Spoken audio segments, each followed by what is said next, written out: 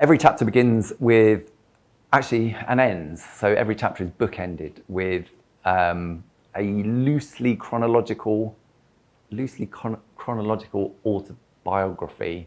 The idea behind them is really just to settle everyone's nerves, I think, to bring a bit of humanity to proceedings, because I mean, I definitely remember being a student and reading books and feeling like the authors were very otherworldly and not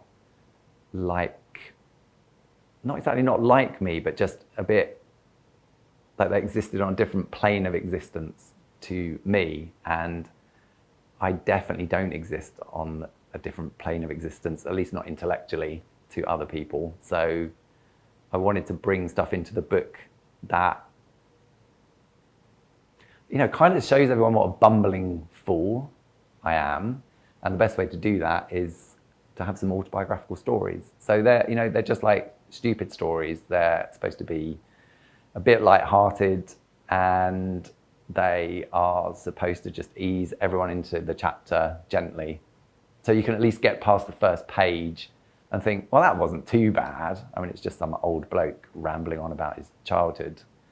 And that lulls you into a false sense of security. And then the statistics appears.